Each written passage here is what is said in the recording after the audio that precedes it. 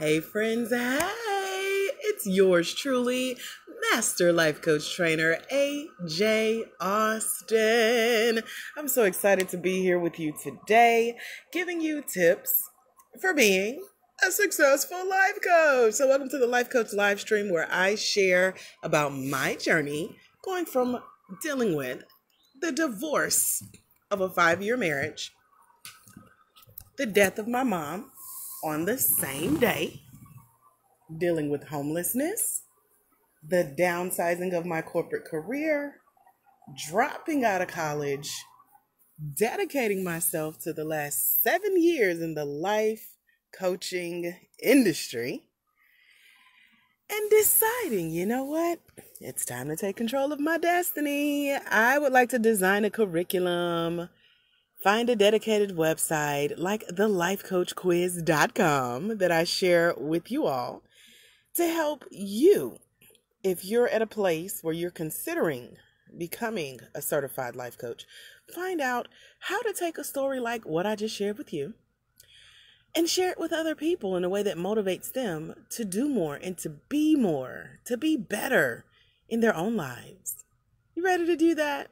Head over to thelifecoachquiz.com. If you're live here with me on Facebook, it's pinned in the comments just for you. It's a 60-second quiz where I will walk you through 2 scenarios of what you think may or may not be the qualifications of becoming a certified life coach with yours truly and the International Center for Life Coach Training, or ICLCT for short. This is my company. I founded it earlier this year. I have trained and certified a grand total of 130 plus certified life coaches around the world. These are usually Black women of faith who have said, you know what, AJ, I've been through a lot as well. Your story really resonates with me and I want to share it. I want to help other people, but do I have to write a book to be a credible coach? So this is for you. One of our certified life coaches, Coach Corinthia Dixie, this was actually her question straight out of life coach certification. She said, Coach AJ, do I have to write a book to be seen as a credible life coach? So if you're a new life coach, or you are rebuilding your brand as a coach and getting back out there, or you are considering becoming a certified life coach, this life coach live stream is just for you. So, as you can see in the audio, there's a new book a brewing.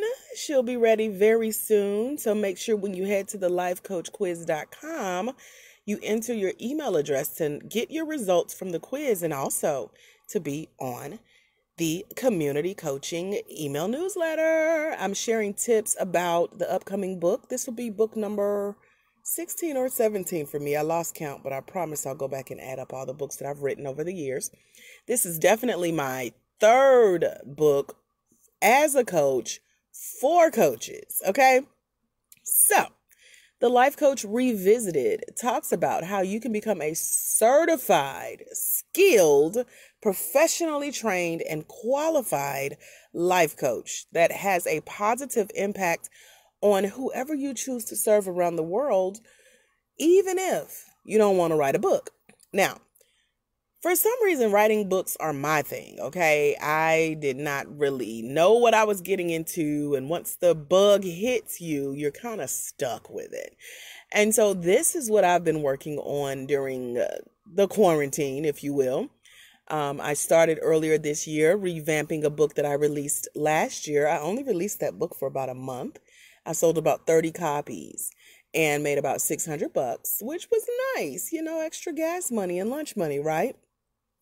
And then as my company grew and launched and I picked up where I left off 7 years ago and rebranded my own company, started certifying life coaches, I realized there was more stuff that you needed to know. So that's a tip I want to share with you. If you're a new coach, or if you're having the same question run around in your head like Coach Corinthia did, and you're like, Coach AJ, do I have to write a book to be considered a credible coach? The answer is no. However, don't you want to stand out? I want to give you 3 tips that's going to help you make the decision today as to whether or not book writing is on your path as a new coach, a soon-to-be coach, a veteran or seasoned coach, etc. Number 1, and I just gave this tip now that I think about it. I just shared this tip in a private group for life coaches. Someone was saying, I'm transitioning into the life coaching space after being in another arena. And I said, well, a great place to start is where you've been. Where have you been? What took you so long to get here? If you document your journey to becoming a life coach like I did, let me give you an example. A girlfriend of mine told me about the life coach training 7 years ago. We mapped out my process to how I was going to get there. I took that weekend to drive an hour from my home. I rented a hotel. I got to the training several hours earlier. I had breakfast in the hotel lobby. It was free, so why not? I went and sat by the pool and took a selfie and put my feet in the water because I was going to be calm, cool, and collected going in this class. I probably was one of the first to show up. Knowing me, I offered to help set up the desk and the tables and chairs. I took a picture with my trainer throughout the training. I also left with all of his books and DVDs and CDs.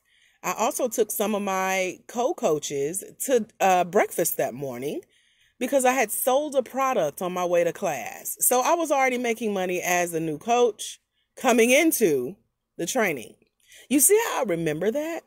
I remember it because I documented that day. I spent 2 days at that training, and I can tell you what happened that stuck out for me. This is a story that I now share in my one-day life coach certification training for Black women of faith. And again, if you go to thelifecoachquiz.com, you'll become a part of our coaching community, and you can find all about that training because it is by invitation and application only.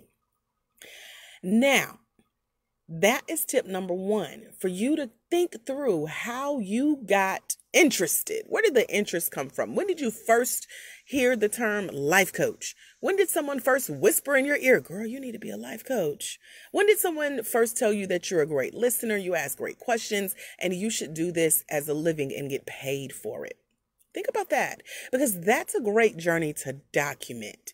When you start documenting your journey to becoming a life coach, it becomes a great story because people always want to know, so what brought you to life coaching? Why did you become a coach? What was your inspiration to get certified? Where did you get certified? All of these questions are usually asked of new life coaches, especially as you gain popularity and people start to hear you speak on radio shows and podcast interviews and telesummits and webinars and Facebook Lives and YouTube videos. People want to know your story behind becoming a coach. That's a great journey to document that could soon be added to something like a book. I got to whisper that so you don't get overwhelmed. That's tip number 1. Speaking of not getting overwhelmed, don't look at it like you have to write like Master Life Coach Trainer, Coach AJ Austin, okay? Don't look at it like I have to write 1,000 pages, a couple hundred pages. I got to write a book. I don't know where to start. What do I do? And you freak out and you shut down and it never gets done because it turns into procrastination. That's fear. When you document your story, guess what you already have? When you think through how you got into training, what brought you through your training doors, whether virtually or in person, and you write it out, you have an introduction to a future book. But no need to stress. It's a process. You take your time. Now, once you become a certified life coach, you learn the process of coaching. It's not about having all the answers for anyone. As a matter of fact, we don't have anyone's answers. Our answers are inside of us, which means writing a book as a new life coach is inside of you. So that's why I took my time. I took quarantine time to make updates to this new book called The Life Coach Revisited. It will be available very soon for pre-order. So again, make sure you go to thelifecoachquiz.com. You take that 60-second quiz. I'm sending out an email in just a few moments, letting you know what's to come with the book and so much more, what it means for you as a future life coach who does or doesn't have a book. It's up to you. But when you document your process, when you don't allow yourself to get overwhelmed, when you tell your story, it's going to start to motivate other people. So those are 2 tips to help you get started with writing. And then also, if you think about what you really want to help people with as a certified life coach, let's imagine you want to work with women.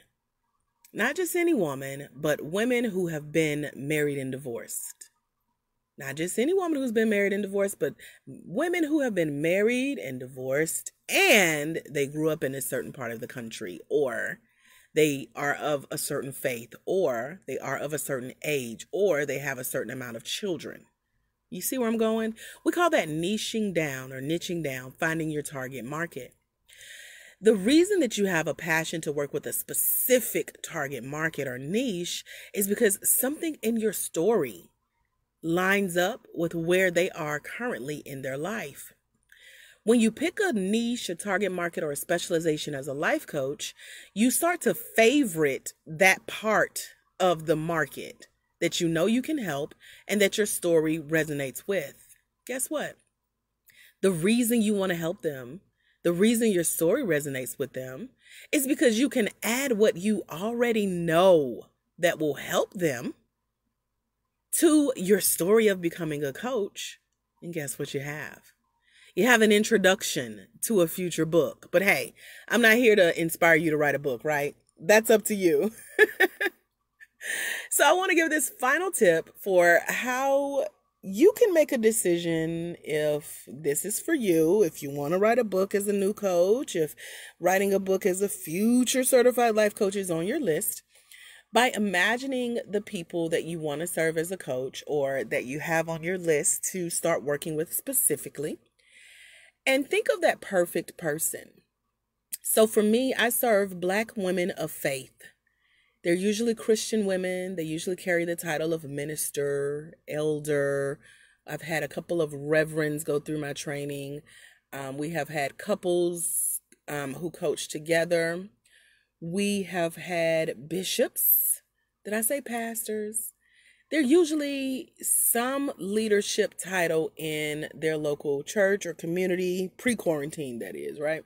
They still carry these titles though, which also means they still carry the heart and the passion to serve. I speak specifically to that target market or niche because that's who I am. I carry a very heavy mantle of leadership in my community, online and offline, within my family, online and offline, within who I am as a person in the educational sphere, and of course as a Black woman entrepreneur. And the experience, the story, what led me to training, who my ideal client is, what I've been through that I have that could help them, all of that is in my book, you guys. The Life Coach Revisited will be available soon so you can read the details and how it applies to you becoming a coach, because there's some things that you need to know as a coach. There's some things you need to know getting certified, who to trust, where to go, how to use your skills to help other people. And I've put what I know in the Life Coach Revisited. So make sure you visit thelifecoachquiz.com. Take thelifecoachquiz.com seriously. It's a 60-second quiz. It's not there to help you pull your hair out. It's just there to help you guess what your next steps could be as a certified life coach. Because this is how I use this final tip that I'm sharing with you.